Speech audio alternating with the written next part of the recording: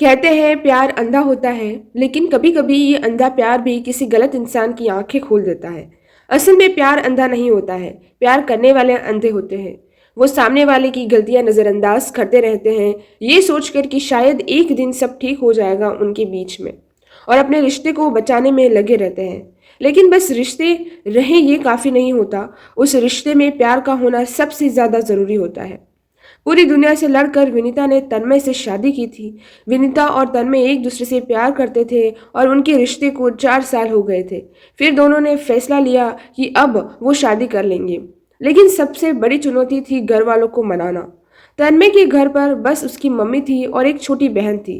तन्मय के पापा नहीं थे, तो उसके लिए थोड़ा आसान था अपनी मम्मी को मनाना। लेकिन विनीता के घर वाले इतनी आसानी से नहीं मानने वाले थे। विनीता ने हर कोशिश करके देख लिया था, लेकिन उसके घर वाले नहीं माने। उसके घर वाले उससे परेशान होकर ये कह दिया कि अगर तुझे उससे शादी करनी है तो कर ले, लेकिन फिर कभी हमारी दरवाजे पर नहीं आना। उसने ये बात तन्मय को बताई थी। तन्मय ने कहा कि तुम सच में मुझसे प्यार करती हो तो मैं हमेशा तुम्हारे साथ हूँ, हर परिस्थिति में तुम्हारे साथ रहूंगा। विनीता ने बहुत सोचा इस बारे में। उसने सोचा कि अगर वो तन्मय से शादी नहीं करती तो कल को उसको घर वाले कहीं ना कहीं उसकी शादी कर ही देंगे, लेकिन वो किसी और के साथ खुश नहीं रह पाएगी, क्योंकि वो तन्मय से बहुत ज्यादा प्यार करती थी और उसके बिना वो रहने की सोच भी नहीं सकती थी। और अगर वो तन्मय से शादी कर लेती है तो कल को उसके घर वाले भी देखेंगे कि वो तन्मय के साथ कितनी खुश है, तो शायद उसके घर वाले भी उसका रिश्ता मंजूर कर लें। तो विनीता ने फैसला किया कि वो तन्मय से शादी करके और अपना घर छोड़कर चली गई। अब उनकी शादी को 1 साल हो गए हैं। सब कुछ अच्छा चल रहा था। फिर हुआ यूं कि तन्मय जिस इंडस्ट्रियल कंपनी में काम करता था वो किसी कारण बंद हो गई और तन्मय की नौकरी चली गई। इन सब के बाद उनके घर में बहुत मुश्किल वाले दिन चल रहे थे। तन्मय दूसरी नौकरी ढूंढ रहा था, लेकिन कहीं भी बात नहीं बन रही थी। विनीता ब्यूटी पार्लर चलाती थी और उससे जो पैसा आता था तो उससे उनका घर चलता था। तन्मय बहुत ही परेशान रहने लगा था। वो रोज शाम को दारू पीकर घर आता था और घर में हंगामा करता था।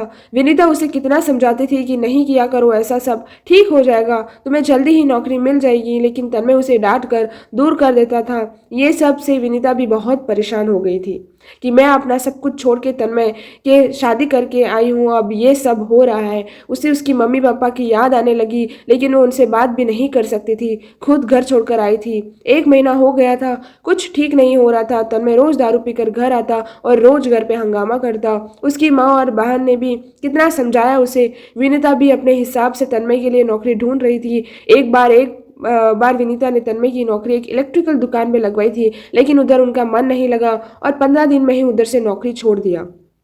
उस सब के बाद भी विनीता तन्मय के साथ प्यार से पेश आती थी। तन्मय पूरा दिन घर पर ही रहता था और विनीता पूरा दिन ब्यूटी पार्लर में काम करती थी। शाम को जब वो घर आती तो सबके लिए खाना बनाती और घर का काम करती थी। तन्मय विनीता से ज्यादा बात भी नहीं करता था। अब विनीता से जो जितना होता वो वह सब कुछ करती थी। बहुत दिन बीत गए थे ऐसे ही। इतने दिनों में तन्मय ने देखा था कि विनीता ने कभी भी उसे कोई शिकायत नहीं करती थी, कभी बस चुपचाप पूरे घर का ध्यान रखती थी। ये सब देखकर तन्मय को बहुत बुरा लग रहा था। अब उसने सोचा कि शादी के बाद उसने विनीता को कोई खुशी नहीं दिया, उसके भी कुछ सपने होंगे, अरमान होंगे। ये सब सोचकर एक दिन उसने विनीता से बोला कि मुझे कुछ रुपए की जरूरत है, क्या तुम दे सकती हो?